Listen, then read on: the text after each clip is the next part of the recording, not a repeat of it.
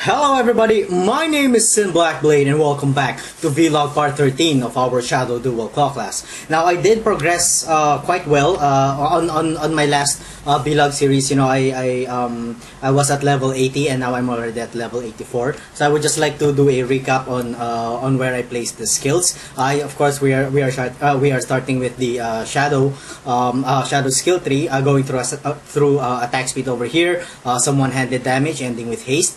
Of course, I went up, taking some life and mana and some more life nodes over here, 12% and 12%. I went up to get the mental acuity, passing over here and getting the mind drinker because this is a mana hungry build. So I did choose the mind drinker just to get a little bit of, you know, a mana leech, and then of course ending up with the life nodes over here. Of course, I went to the right side, passing through repartee for some 24% increased physical damage with one-handed weapons. And then I went down here, taking the conditioning for some 12% increased maximum life and plus 20 to strength. And then I went over down here to get the Claws of Pride for some 18% increased physical damage with claws, 8% increased attack speed with claws, and plus 25 to maximum life. If you are going dual claw class, this is a very, very powerful node to take. Alright, and then of course I went down here to go over to the right side over here to take the Soul Raker, passing through claw damage and attack speed. The Soul Raker of course increases our physical damage with claws by 12% and a 4% physical damage, physical life leech.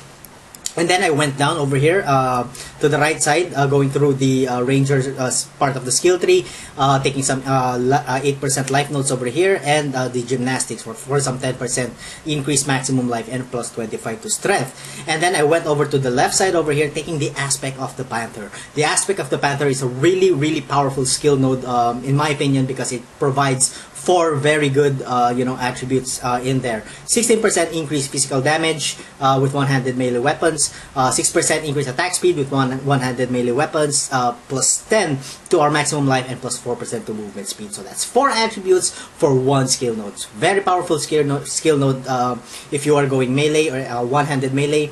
Of course, I went down here to take the weapon artistry, and then I went over to the left side to take the finesse for some attack speed, increased accuracy, and plus 20 to dexterity. And then I of course took some life nodes over here, ending up to 12% maximum increased maximum life. And then I went over to the left side, taking defensing because it provides 24% increased physical damage with one-handed melee weapons. So that's a really powerful skill node, passing through one-handed attack speed.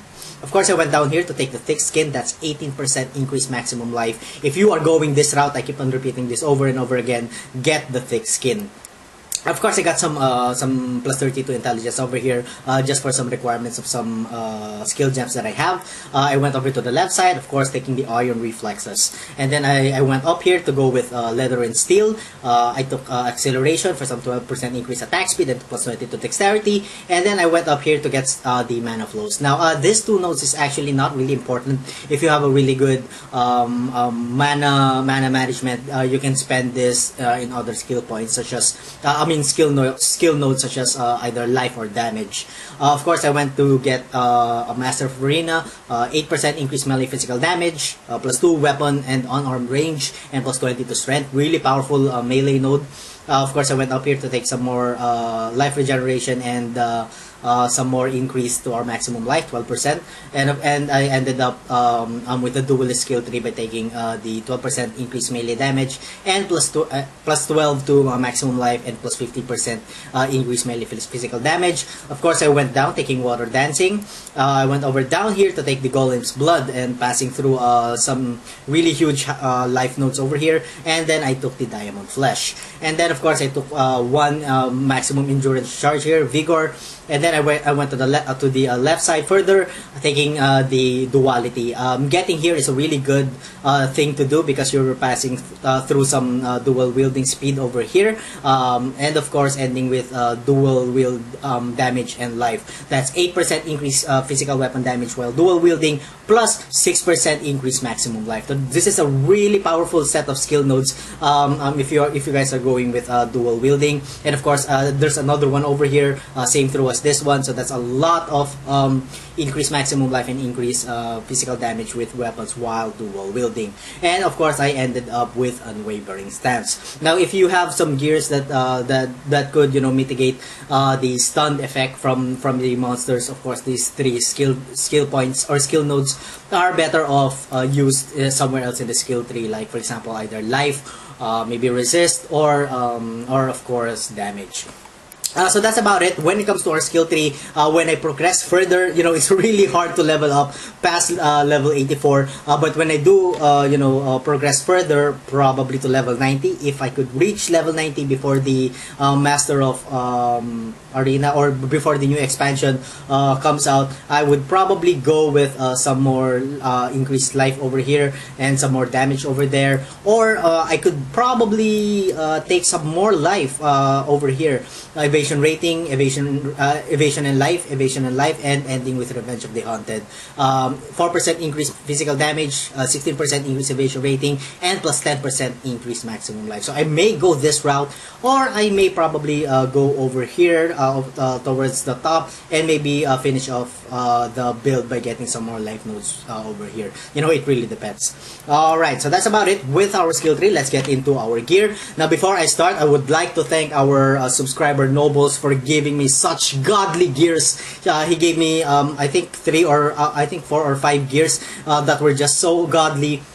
First off, the gloves, as you can see there, plus 40 to dexterity, plus 29% increased armor, plus 50 to our maximum life, plus 39% to our cold resistance, plus 34% to our lightning resistance, and plus 2% of physical attack damage leech back as life. So it's a really godly gloves. So thank you again, Nobles. Of course, he also gave me a really godly what do you call this? Rustic Sash, 15% increased physical damage, plus 27 to strength, plus 95 to our maximum life. A huge addition to our life, plus 12 to our maximum energy shield, plus 43 to fire resistance. That is huge. And plus 36% increased lightning resistance. Also a huge number. What I mean to say, huge percentage. Of course, 13% increased flask life recovery rate. This is a really good belt. Of course, he also gave me these boots. Plus 87 to our maximum life, plus 7 to our fire resistance, plus 39 to our cold resistance, and plus 29% to our lightning resistance, and plus 25% increased movement speed. So this is a really good set of gear that he donated. So thank you very much, Nobles. I really appreciate it. Of course, on other parts of our gear, we are using 2 claws, of course. One is the Bloodseeker Helion Paw. The other one is a Terror Claw. Not a really good, not a pretty bad, or not too shabby roll with my damage there, 63 to 173, but I could have re-rolled it. Actually, I have two Terror Claws. The other Terror Claw, I'm kind of re-rolling every time I get probably 20 Chaos Orbs. I re-roll it every time just to get the maximum increased physical damage and an additional physical damage again. So I haven't really gotten lucky with that one. I think I spent around, I kid you not, probably 70 plus Chaos Orbs. I haven't even beaten this one, so yeah, for now I am using this one. For my helm, I am using the Rat's Nest. This will boost our DPS a lot because of the plus 15% increased attack speed, plus 73% increased global critical strike chance, 150% increased evasion rating, 20% increased rarity items found, 10% increased movement speed, and 10% reduced character size, which is kind of cute. As you can see, my character size is just a little bit smaller. Yeah, but that's okay. If you guys are you know, have any other unique helps that you want to use that could increase your DPS, go ahead and use them. Of course, for my amulet, very conventional, life and resist. For my ring, also life and resist. And for my other ring, of course, very conventional, huge life and a resistances. And for my armor, I'm using the 6-linked armor, of course. Excuse me. Of course, plus 85 to our maximum life, which is already huge, and we have 2 resistances there, plus 33% to fire resistance and plus 39% to our lightning resistance. Of course, I re-rolled this, I think 40 times. On the 40th, when I got this, I said I should stop because I already spent 40 Chaos Orbs, and the only Chaos Orb that was remaining was 20. So I was kind of scared to to reroll that, because 20 is a really small number for your Chaos Orbs. If you're rerolling, you need to have a lot, so that in case you make a mistake, you can still reroll, or you have a lot of chances to rerolling a good item. So that's about it when it comes to our gear. Now let's go to our stats.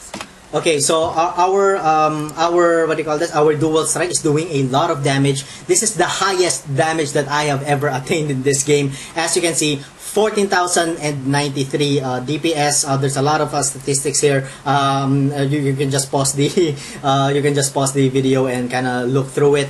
And then of course, defensively, our armor is at 5,461. That is of course with our Grace Aura on, with an estimated physical damage reduction of 34%. Of course, our fire resistance is at 73%. I'm kind of lacking when it comes to managing my gear, but 73%, that's already okay. My cold and lightning resistance are already capped at 75%. Of course, we are not doing good with our chaos resistance at 60%. Of course, what is attached to our dual strike is melee splash, multi-strike, melee physical damage, added fire damage, and faster attacks. You can probably play around with what support gems you want for your dual strike, but this is what I chose. For my other skill gems, I am using a Val Cyclone, and what's attached to my Val Cyclone is a Empower, added chaos damage, and faster attacks. But you can play around. Again, I'm not really restricting you to what you should be attaching. If you think that it could increase your damage some more, go ahead and do it. Of course, I do not have a movement skill gem, so if you want to use Whirling Blades, then go ahead and use Whirling Blades. Again, for my other gems, I'm using Grace with reduced mana and Portal. For my curse, I'm using a vulnerability with CWDT and Enduring Cry. And for my other CWDT, I'm using Molten Shell, Life Leech, and Enduring Cry for my CWDT over here. And I have another CWDT here for some Immortal Call, Increased Duration, and Enhance. Alright, so that's about it, I guess. So let's get into some gameplay. So yeah, I have been improving a lot with this character. Again, the reason that I am leveling this up is for the hard reset when the expansion comes out. I would love to try and probably go for a CI crit build. I've been thinking about that for quite some time now, and I think it will be viable because again, one of our subscribers, Nobles, donated me a claw. I forget the name. The claw actually has a it's a unique claw that has a what do you call this? Ghost Reeve, was it? No, no, not paying attunement. The Ghost Reaver, yeah, the claw which has the Ghost Reaver mod, and I think that I think it would be a challenging experience for me if I could rebuild the character into a CI crit build. I think it would just be a little bit interesting, but then I don't know. I'm still thinking about it because I have a really good set of gears which already has a life and resist. And I really also I was also kind of thinking of taking advantage of that one. So I don't know, we'll see. But I will probably make the build. I probably turn it into a crit build because I'm really interested in a what the Shadow Dual Claw class would be like if I concentrate on adding what do you call this, critical hit damage. All right, so this is Cole. Where is he? Where are you? Where are you? All right, so let's get rid of his minions real quick here. Because he has an elite minion over there, and let's get rid of the minion over here and the minion over there, and let's go to Cole. So as you can see, it's really easy. Cole is really easy, but as you can see, we are having a little bit of trouble with my mana. Even though I already have some mana regeneration, which is at 20.1, and the plus 2% mana regeneration over here because of how fast we are attacking. As you can see, that's extremely fast. It eats out through our mana. Of course, one of the options that you guys can do, probably instead of added fire damage or added melee physical damage, you could probably put in some blood blood magic skill gem over there, as one of you guys have suggested, and then use the hatred aura. But I'm still going to experiment on that if it's going to be really good, because if I remove the melee physical damage there, my DPS drops significantly. As you can see, it is now at 9,485. When I put the melee physical damage there, it's at 14,000. So with my saliva spitting out. Anyway, it's at 14,000, so I'm not exactly sure if I really wanna do that, but you know, we'll see.